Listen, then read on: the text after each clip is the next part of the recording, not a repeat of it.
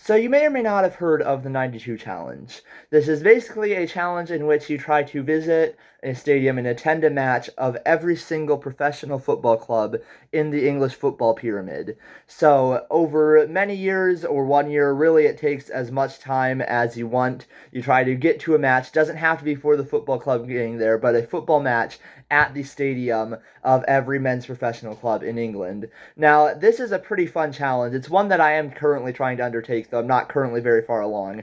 But I haven't really seen this done for the women's game, and I think that that's a shame because it's pretty fun to do the women's game. Like, there's such a unique atmosphere around the women's game right now and around different clubs in the women's pyramid that I think it could be a really fun challenge to do the 24, I'm calling it, or I guess it's going to be the 26 next year because the WSL is expanding.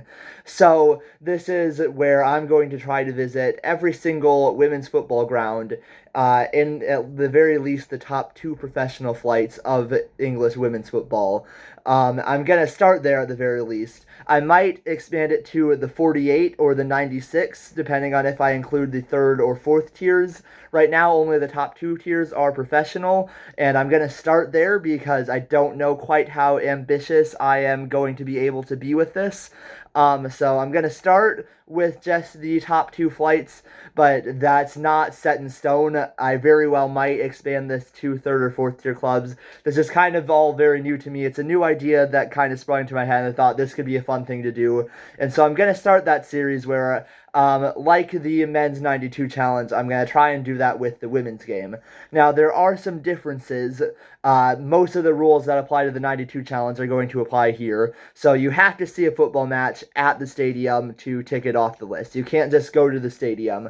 Have to actually take in a match day there. Where I am going to differ, though, is that in the men's 92 challenge, you don't actually have to see the club that plays there to tick off the stadium. So, for instance, I saw a non-league cup final at St. James's Park, and that means I got to say that St. James's Park is one of the stadiums I can tick off of the 92, even though I didn't see a Newcastle United match there because I saw a football match that counts.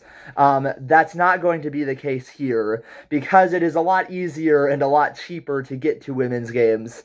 I am going to say that it has to be a game for that club, and I'm also going to exclude that to league and cup matches. So if a club is playing in the Champions League, I think that's a completely different vibe. It may be one I'd show off, I'm not sure yet, but I think for now I'm going to go league and cup matches, but it does have to actually be the club playing there. And the main reason for that is that I really want to like use this thing not just to say I'm going to all these stadiums, but also in the videos I make about them, kind of showcase the clubs a bit more and talk about their histories and the stadiums themselves and just like what their ambitions are there, where they've been, where they're going, and just kind of get to showcase the really fun and enjoyable atmosphere around the women's game right now and going to a match itself and how that differs from each club.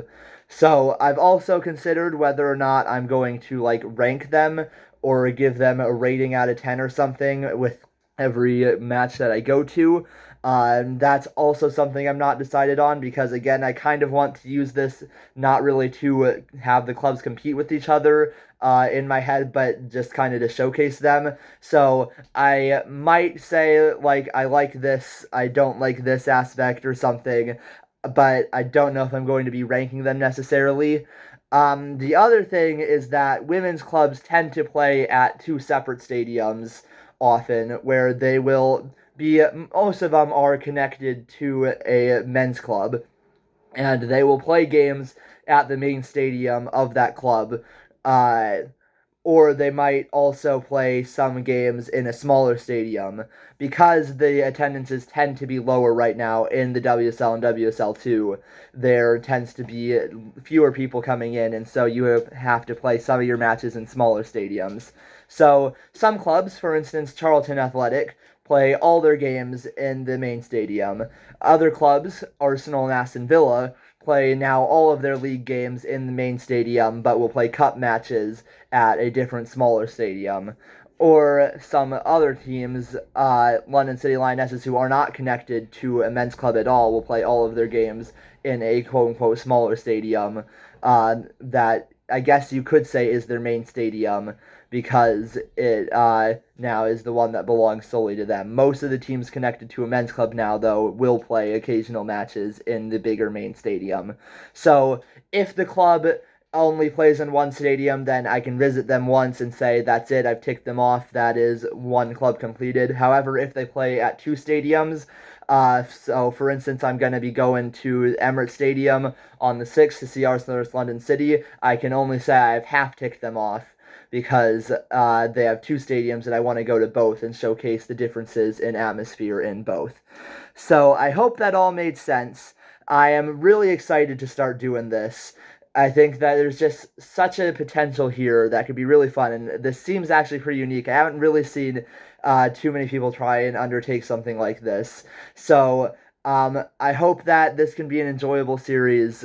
I am starting over the weekend. I'm actually going to 3 different matches, one Friday night, one Saturday, one Sunday. So I am just so excited to do this, and I hope y'all enjoy the series coming out soon.